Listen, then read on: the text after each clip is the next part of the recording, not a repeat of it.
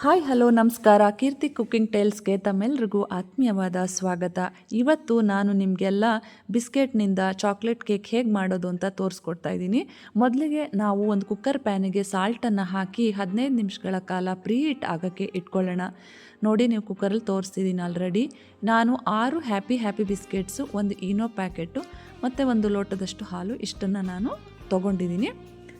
Happy biscuits ಅಲ್ದಿರ ಬೇರೆ ಬಿಸ್ಕೆಟ್ಸಲ್ಲೂ ಮಾಡ್ಬೋದು. ಇದು ಬಹಳ ಟೇಸ್ಟಿಯಾಗಿರುತ್ತೆ, ಹಾಗಾಗಿ ಹ್ಯಾಪಿ ಬಿಸ್ಕೆಟ್ಸ್ ತೊಗೊಂಡಿದ್ದೀನಿ.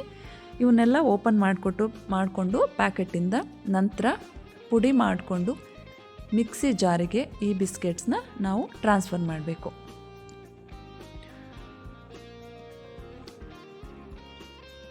ಎಲ್ಲವನ್ನು ಮಿಕ್ಸಿ ಜಾರಿಗೆ ಆದಮೇಲೆ ಹಾಕೊಂಡ್ಮೇಲೆ ನಾವು ನುಣ್ಣಗೆ ಗ್ರೈಂಡ್ ಮಾಡ್ಕೋಬೇಕಾಗುತ್ತೆ. ಎಲ್ಲ ನೀಟಾಗಿ ಗ್ರೈಂಡ್ ಆದಮೇಲೆ ನಾವು ಯಾವ ಪಾತ್ರೆಗೆ ಬ್ಯಾಟರ್ ಸಿದ್ಧ ಮಾಡ್ಕೋತೀವೋ ಅದರೊಳಗಡೆಗೆ ಬಿಸ್ಕೆಟ್ ಪೌಡರ್ನ ಹಾಕೋಬೇಕಾಗುತ್ತೆ. ನೋಡಿ, ಇದು ಯಾವುದೇ ಲಂಪ್ಸ್ ಇಲ್ಲದೆ ಇರೋ ಥರ ನೀಟಾಗಿ ನಾವು ಮಿಕ್ಸ್ ಮಾಡ್ಕೊಳ್ಬೇಕು. ನಂತರ ಹಾಲನ್ನು ಹಾಕ್ಕೊಳ್ಬೇಕು. ಹಾಲು ನಿಮಗೆ ಗೊತ್ತಾಗುತ್ತೆ ಕನ್ಸಿಸ್ಟೆನ್ಸಿ ಎಷ್ಟು ಬೇಕು ಅಂತ ಹೇಳಿ. ನಿಧಾನವಾಗಿ ಸ್ವಲ್ಪನೇ ಹಾಲನ್ನು ಹಾಕ್ಕೊಂಡು ಮಿಕ್ಸ್ ಮಾಡ್ತಾ ಬನ್ನಿ. ಒಮ್ಮೆಲೆ ಹಾಕ್ಬಿಟ್ರೆ ಒಂದೊಂದ್ಸರಿ ಹಾಲು ಜಾಸ್ತಿ ಆಗ್ಬೋದು. ಹಾಗಾಗಿ ಆ ಬಿಸ್ಕೆಟ್ ಪೌಡರ್ಗೆ ಎಷ್ಟು ಬೇಕೋ ಅದಕ್ಕೆ ತಕ್ಕನಂಗೆ ನೀವು ಮಿಲ್ಕನ್ನು ಸೇರಿಸ್ತಾ ಹೋಗಬೇಕು.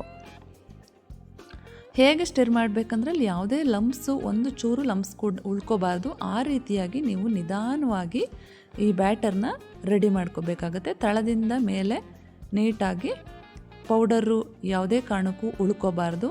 ಹಾಲಿನ ಜೊತೆ ಹದವಾಗಿ ಮಿಕ್ಸ್ ಆಗಬೇಕು. ಆ ರೀತಿ ನೋಡ್ಕೊಳ್ಳಿ.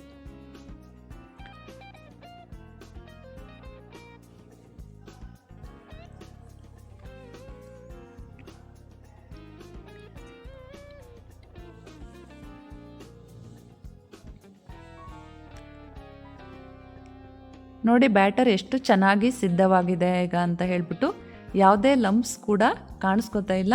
ಬ್ಯಾಟರ್ ಈಗ ಪರ್ಫೆಕ್ಟ್ ಟೆಕ್ಸ್ಚರ್ನಲ್ಲಿ ನಿಮಗೆ ಕಾಣಿಸ್ತಾ ಇದೆ. ಮಿಕ್ಸಿಂಗು ತುಂಬ ಇಂಪಾರ್ಟೆಂಟ್ ಇಲ್ಲಿ. ಲಂಪ್ಸ್ ಇಲ್ದರೆ ಇರೋಗೆ, ಪುಡಿ ಉಳ್ಕೊಳ್ದೇ ಇರೋ ಥರ ನೋಡಿ ಎಷ್ಟು ಚೆನ್ನಾಗಿ ರೆಡಿಯಾಗಿದೆ. ಕನ್ಸಿಸ್ಟೆನ್ಸಿ ಎಷ್ಟು ಹದವಾಗಿ ಬಂದಿದೆ ಅಂತ ನೋಡ್ತಾ ಇದ್ದೀರಲ್ವಾ. ಈಗ ಬ್ಯಾಟರ್ಗೆ ಹಾಕಲಿಕ್ಕೆ ಇದು ರೆಡಿಯಾಗಿದೆ. ಈಗ ಈನೋ ಪೌಡರ್ನ 1 ಪ್ಯಾಕೆಟಾರು ಹಾಕ್ಬೋದು. ನಿಮಗೆ ಕಮ್ಮಿ ಬೇಕು ಅಂದರೆ 1-2 ಚಮಚ ಬೇಕಾದರೂ ಹಾಕ್ಕೊಳ್ಬೋದು. ಎಲ್ಲದು ಹಾಕಿದ ನಂತರ ಇದಕ್ಕೆ 2-3 ಚಮಚ ಹಾಲನ್ನು ಹಾಕಬೇಕು ಈನೋ ಪೌಡರ್ ಮೇಲೆ. ಯಾಕೆಂದರೆ ಅದು ಚೆನ್ನಾಗಿ ಡೈಲ್ಯೂಟ್ ಆಗಬೇಕು. ಹಾಗಾಗಿ ನಾವು ಅದರ ಮೇಲೆ ಹಾಲನ್ನು ಹಾಕಿ ನಂತರ ಆ ಬ್ಯಾಟರ್ ಒಳಗಡೆಗೆ ನಿಧಾನವಾಗಿ ಮಿಕ್ಸ್ ಮಾಡ್ತಾ ಬರಬೇಕು. ಈನೋ ಚೆನ್ನಾಗಿ ಬ್ಯಾಟರ್ ಒಳಗಡೆ ಸೇರ್ಕೋಬೇಕು, ಹೊಂದ್ಕೋಬೇಕು. ಹಾಗಾಗಿ ನಿಧಾನವಾಗಿ ನಾವು ಇದನ್ನು ಮಿಕ್ಸ್ ಮಾಡ್ಕೊಳ್ಳೋಣ.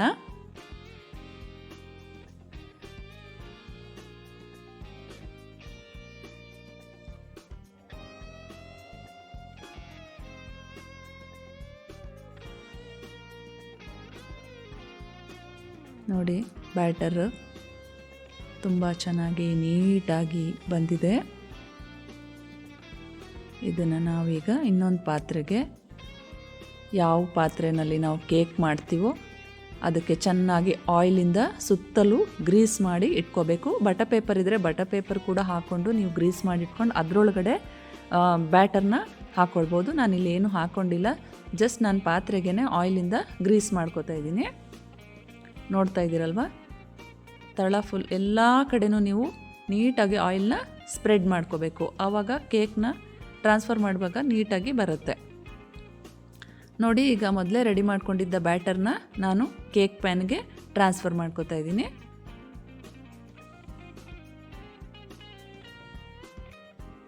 ಎಲ್ಲ ಕಡೆಗೂ ಸಮನಾಗಿ ಬರುವಾಗೆ ಎಲ್ಲ ಕಡೆಗೂ ನೀಟಾಗಿ ಹಾಕಿ ನಾವು ಸ್ಪ್ರೆಡ್ ಮಾಡ್ಕೋಬೇಕು. ಈಗ ನಾವು ಕೇಕ್ ಪ್ಯಾನ್ಗೆ ಬ್ಯಾಟರ್ನ ಟ್ರಾನ್ಸ್ಫರ್ ಮಾಡಿದ್ದೀವಿ.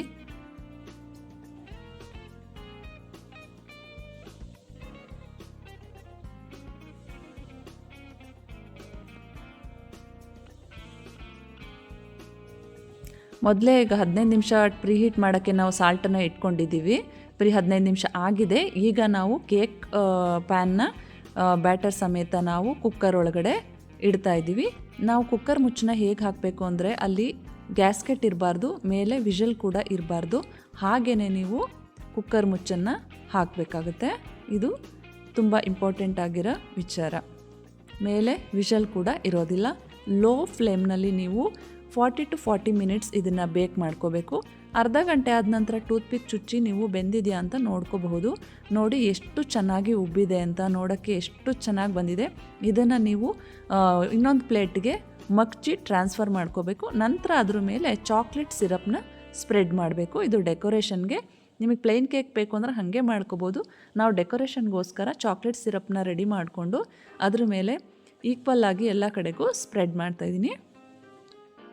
ಚಾಕ್ಲೇಟ್ ಸಿರಪ್ ಇದೇ ಕನ್ಸಿಸ್ಟೆನ್ಸಿಯಲ್ಲಿ ಇರಬೇಕಾಗುತ್ತೆ. ಚಾಕ್ಲೇಟ್ ಸಿರಪ್ ಮಾಡೋದನ್ನ ಮುಂದೆ ನಾನು ನಿಮಗೆ ಹೇಗೆ ಮಾಡೋದು ಅಂತ ಹೇಳ್ತೀನಿ. ಚಾಕ್ಲೇಟ್ ಸಿರಪ್ನ ಎಲ್ಲ ಕಡೆಗೂ ನೀಟಾಗಿ ಸ್ಪ್ರೆಡ್ ಮಾಡಬೇಕು. ಇದು ಹಾಕೋದ್ರಿಂದ ನಾವು ಬೇಕ್ರಿಯಿಂದ ಏನು ತರ್ತೀವೋ ಅದೇ ಟೇಸ್ಟ್ ನಮಗೆ ಸಿಗುತ್ತೆ.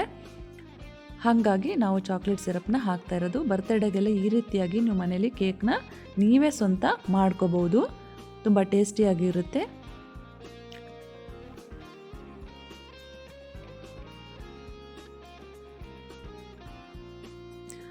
ಈಗ ಚಾಕ್ಲೇಟ್ ಸಿರಪ್ ಹೇಗೆ ಮಾಡೋದು ಅಂತ ಹೇಳ್ಕೊಡ್ತೀನಿ ನೋಡಿ. ಡೈರಿ ಮಿಲ್ಕ್ ಚಾಕ್ಲೇಟ್ಸ್ ತೊಗೊಂಡಿದ್ದೀನಿ. ಯಾವುದೇ ಡಾರ್ಕ್ ಚಾಕ್ಲೇಟ್ಸ್ ಬೇಕಾದ್ರೂ ಕೂಡ ನೀವು ತೊಗೊಳ್ಬೋದು.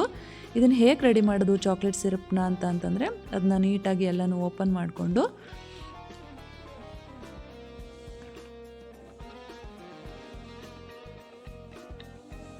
ನಾನಿಲ್ಲಿ ಒಂದು 4 ಚಾಕ್ಲೇಟ್ಸ್ ತೊಗೊಂಡಿದ್ದೀನಿ. ಅಷ್ಟಕ್ಕೆ ನೋಡಿ ಎಲ್ಲ ಚಾಕ್ಲೇಟ್ಗಳನ್ನು ನಾವು ಒಂದು ಸಣ್ಣ ಅಗಲವಾದ ಪಾತ್ರೆಗೆ ನೀರು ಹಾಕಿಟ್ಕೋಬೇಕು. ಮೊದಲೇ ಸ್ಟವ್ ಮೇಲೆ ಸ್ಟವ್ ಆನ್ ಮಾಡಿಕೊಂಡು ನಂತರ ಒಂದು ಪಾತ್ರೆಗೆ ಹಾಲು ಹಾಕಿಬಿಟ್ಟು ಚಾಕ್ಲೇಟ್ ಪೀಸಸ್ನೆಲ್ಲ ಅದರೊಳಗಡೆ ಹಾಕ್ಕೊಬೇಕು.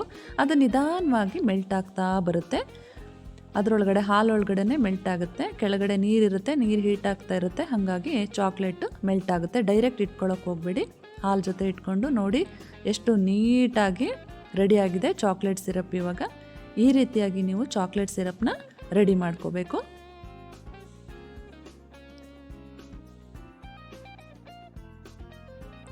ಆಮೇಲೆ ನಾನು ಡೆಕೋರೇಷನ್ ಪರ್ಪಸ್ಗೆ ಅಂತ ಆಲ್ರೆಡಿ ನಾನು ತೊಗೊಂಡಿದ್ನಲ್ಲ ಅದೇ ಚಾಕ್ಲೇಟ್ನ ಈ ಥರ ಕಟ್ ಮಾಡಿ ರೆಡಿ ಮಾಡಿ ಇಟ್ಕೊಂಡಿದ್ದೆ. ಆ ಚಾಕ್ಲೇಟ್ ಸಿರಪ್ನೆಲ್ಲ ಈಕ್ವಲ್ ಆಗಿ ಎಲ್ಲ ಕಡೆಗೂ ಸ್ಪ್ರೆಡ್ ಮಾಡಿದ್ಮೇಲೆ ಡೆಕೋರೇಷನ್ಗೆ ಅಂತ ಉದ್ದುದ್ದವಾಗಿ ಕಟ್ ಮಾಡ್ಕೊಂಡಿರುವಂತಹ ಡೈರಿ ಮಿಲ್ಕ್ ಚಾಕ್ಲೇಟ್ಸ್ನೇ ನಾನು ಇದ್ರ ಮೇಲೆ ಈಗ ಸ್ಪ್ರೆಡ್ ಮಾಡ್ತಾಯಿದ್ದೀನಿ. ನೋಡಿ ಎಷ್ಟು ಚೆನ್ನಾಗಿ ಕಾಣಿಸ್ತಾ ಇದೆ ಡೆಕೋರೇಟ್ ಮಾಡಿದ್ಮೇಲೆ. ಇದು